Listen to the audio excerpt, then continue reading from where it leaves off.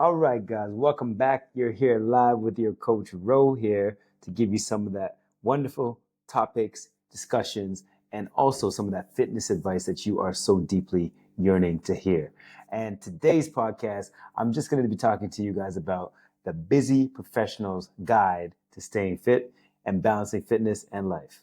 Now, like I said, what's up, family? You're here with me, your coach Ro, and I'm welcome to the podcast where the fitness meets lifestyle and where we empower you to crush your fitness goals and live your best life.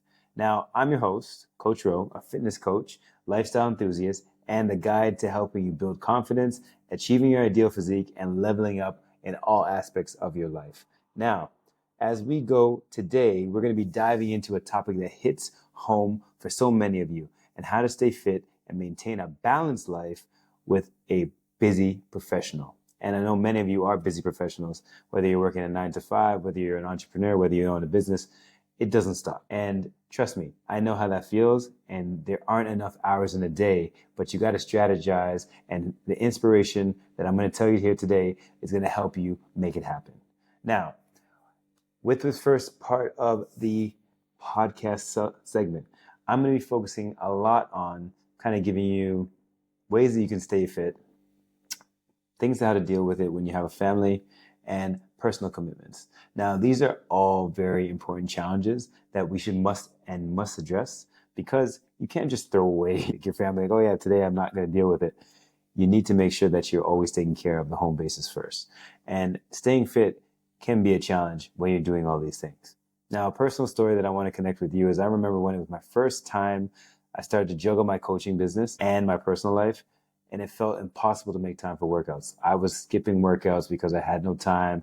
I had to go meet clients at the gym, or I had to get back on this client call. I had to book calls so I can make sure I can have enough sales coming in. And I remember that was a really rough time for me, because I was like, I'm trying to preach all this information to help others, but I'm not even doing what I say I'm supposed to be doing. And I learned something in the game, and it was a game-changing hack that I'm going to share with you today. Now, first of all, I'm going to read to you guys just from my previous podcast that I've done, a little testimonial that someone has said. Now, here's a great question from Eric. Coach Ro, how do I stay consistent with workouts when I have a 9 to 5, a family to take care of? Stick around, because we'll be answering this and many more of these little questions that we had later in the episode. So stay tuned for more. Now, the first thing I know that is big, and is something that actually bothers a lot of us, is roadblocks. There are huge roadblocks that people go through, and research-backed discussions on issues such as the professionals face, such as lack of time, low energy at work, and travel to erratic schedules. So if you have travel, or sometimes you have erratic schedules where sometimes, hey, you're working shift work, or maybe you just, get called, once you get called for a meeting or called for a job, you have to go. There's no kind of certainty, there's no schedule. Those are really, really tough as roadblocks, but there's going to be some hacks I'm going to share with you today to really help you overcome them and really have that balance in your life that you really need. Now, quick stats. I'm going to give you 75% of professionals report skipping workouts due to work fatigue.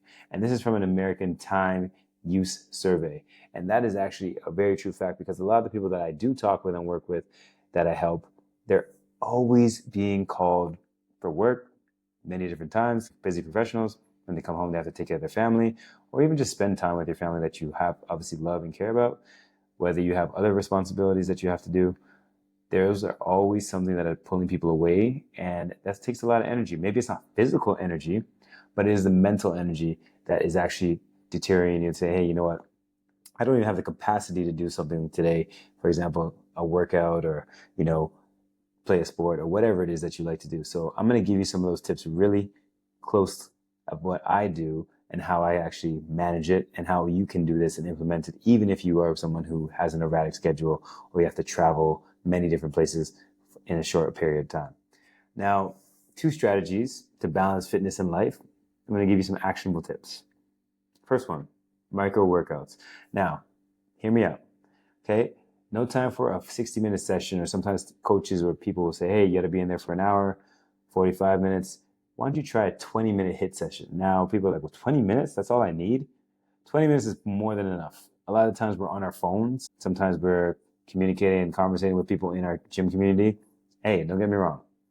Building a community, talking to people, that is a part of that gym culture and it's well needed. But if you don't have the time, I think you need to reevaluate why you're going to the gym. And it's obviously for your health, your fitness, feel good, look good, be good. And 20 minutes of HIIT cardio workouts or even body weight exercise at home can make a huge difference if it's done consistently and over time. Now, second one, schedule it in like a meeting. You can schedule so many meetings for, business calls, things that I want to do, all that stuff. You can schedule a workout in. Put it in your phone.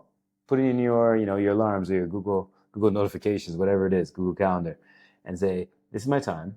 I'm going to put in my workout in my calendar, like any other day of commitment, and say it's a non-negotiable. Non-negotiables are the biggest thing that you need to realize that you need to put input into your life. Now, non-negotiables are things that no matter what, I have to have this happen or I have to do, whether it's spend time with family, whether it's going on a trip once a year, whether it's, cooking dinner and, whatever it is, healthy food that I'm going to eat majority throughout the week. That's a non-negotiable. That's important. Now, number 3, optimize. So I'm going to say optimize your environment. So where you're around, have a gym that's close access to you. Maybe if you live in a condo or a building or apartment that has a gym inside of it, have access to gyms and have access to your gym clothes. So if you're working, have your gym clothes ready, keep equipment accessible, or join a gym near your workplace. So then you can kill 2 birds with 1 stone. You can go to work, lunchtime, I can go to the gym, or right after work, I can go to the gym, or even before work, I can go to the gym. Then I can go to work, have tons of energy, save the day, and then you can go home, spend time with your family, and relax. That's what I personally do. And it's one of the key things that actually helps me stay fit and also sane, okay? Another one you can do is zone 2 cardio at work. I mean, this is something that has been a new trend for a lot of people right now, having the walking, treadmills at the desk and standing so you can walk during calls. You can use a standing desk to stay active during your office hours instead of sitting. There's so many things you can actually do. So if you're able to be a little bit more freer at work, try moving around more. If you don't have to sit down, that might be great. Try to really get yourself moving. Even if it's every 30 minutes, you're sitting somewhere, just get up, do a stretch, get up. Maybe you can do a couple push-ups depending on where you're working. Whatever it is, just make it fun and make it spread out throughout the day. One of the successful kind of client stories that I have are friends who've mastered that work-life balance. One person said here, one of the clients which I've dealt with, which was Danique, he started incorporating quick morning workouts and saw amazing results without sacrificing family time. It's a family man right here. Basically, was looking for a meal plan, was kind of handling the workouts, but was struggling a bit because he was quite a busy person. He came to me and said, hey, you know what? I want to get back in shape because I know I can. And I said, hey, have you tried doing some morning workouts, which were quick, effective, and he saw results almost instantly just because he put in that work and that effort along with his actual nutrition focus. This one I really want to mention is the mindset shift, and this is very important for a lot of us. The importance of that all or nothing mindset is not the best mindset to have. Maybe it's great when you're in a race. Maybe it's great for when you're, training for something that's, finite and it, is going to end in a couple months or whatever. Cool. But progress over perfection approach is so much better because the progress is what's going to get you to your goal. It's not about perfection. Every gym session I go to is not perfect, right? By any means, right? Some days I feel like I wake up, I'm like, I don't even want to see a gym. I just want to sleep. I just want to shut my alarm off and relax. And that is not going to help. You need to make sure what you're doing is setting yourself up to be consistent, even though you're not always going to be at 100%. Showing up, first part of it. Second part is actually putting your mindset into what am I working today? What am I doing? Why am I here?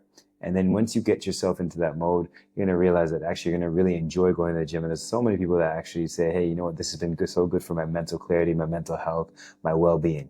Just being in the gym, working out, being part of a community, whether it's a CrossFit community, whether it's a run club, whether it's, even sports teams. If you're not just a gym type of person, there's so many options you can do.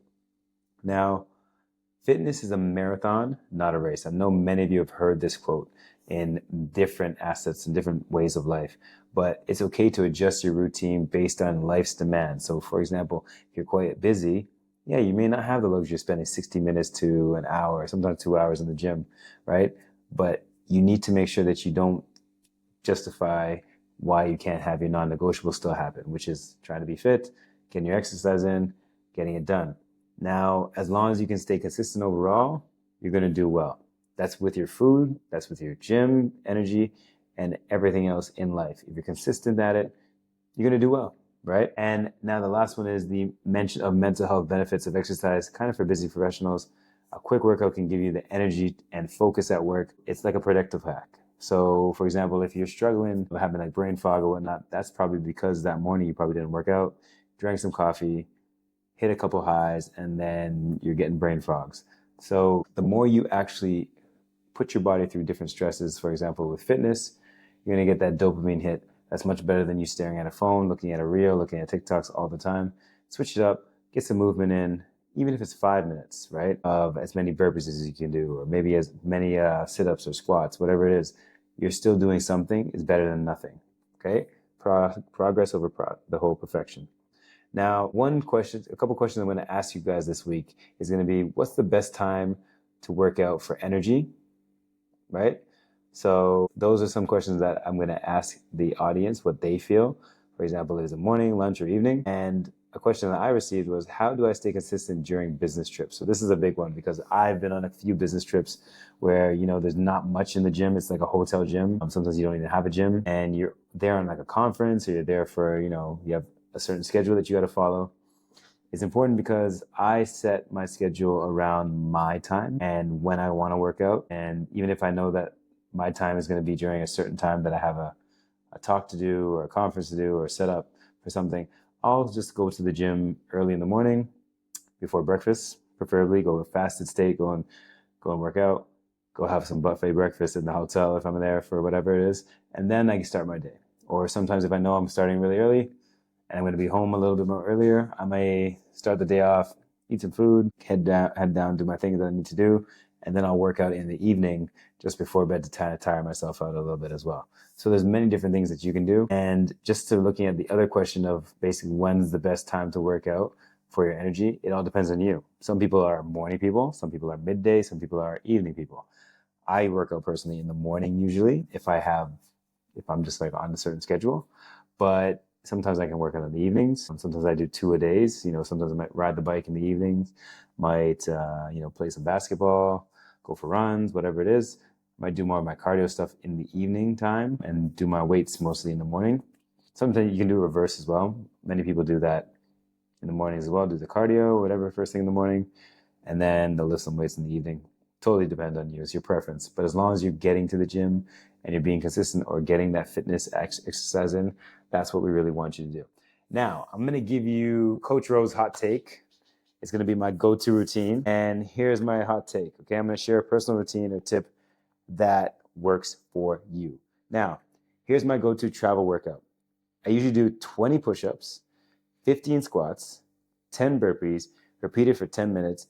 You can do it anytime, and it keeps you sharp and ready to go. So literally, I'll do 20 push-ups, straight into 15 squats, then I'll do 10 burpees, and I'll just keep going for as many as I can do in 10 minutes. And that usually gasses you out within probably the first 5 minutes of doing that nonstop. And then those next 5 are the real tellers of like where your fitness levels are at. And it's great to do, easy to do. You don't need much space to do it. And it's one of my personal favorites, which sounds kind of odd, but it's pretty much a full body workout with just your body weight. And a lot of people jump to doing weights, but if you can't even control your own body weight, I would suggest maybe, putting some more calisthenics workouts into your movements throughout the week as well. Okay. Now we're going to do like a little bit of a wrap up and key takeaways from this episode. Now, fitness is possible even if you're a busy professional. We know this. I am eating, living, and breathing that. I'm a busy professional. I don't have much time, but I'm making things happen. Second of all, small and consistent efforts lead to big results. So if you do things consistently, you're going to get big results. If you're trying to hit a home run all the time, you're not really going to get results because that's those big fads or crash diets or those silly workouts. You say, oh yeah, you're going to get bigger biceps by doing this, or you're going to get abs by doing this. No, it's consistency that's going to get you to where you want to be. So be consistent. I know it's going to suck for the first few weeks, maybe months, but the consistency that you do, whether you're putting it towards your business, putting it towards the podcast like I'm doing right now, putting it towards your exercise, your fitness and health, that is all going to pay off in the long run. If you kind of pay dividends slowly but surely, you win the race. Now, I'm going to invite all my listeners to share with me their favorite tips and ask me questions for the next episode so I can share it on the podcast. And I would love to just let you guys know, if you're ready to take control of your fitness and life, check out my 12-week GainX Grow program. And it's just designed for, especially in curtail, for busy men like myself and like you. And let's build the strongest version of yourself that you could possibly be. Come work with me. I'll take care of you, and I'll show you the ropes of how you can actually master your schedule with your fitness and lifestyle. Now, you can follow me on Instagram at GainXGrow. You can join my Facebook group as well. I'll send that to you. You can also find in the link over in the side there, booking a call with me, free 30-minute call. We can talk about some things, pain points, how I can help you, and see if you're a good fit for our program here at GainXGrow. Now, I want you to remember, family fitness isn't just about looking good, okay? I want you to remember this, family. I'm going to say it again. Fitness is not just about looking good. I know it's hard to believe because I know I look great, but it's about feeling strong. It's about feeling confident. It's about feeling unstoppable in anything you do. You got what it takes to make it. So if you want to make it happen, one workout a day, at one time of the day, being consistent, you are going to continue to gain so much and grow at the same time. Now, I'll see you in the next episode on GainX Grow. That's what I want you to take care. All right. And I'll see you later.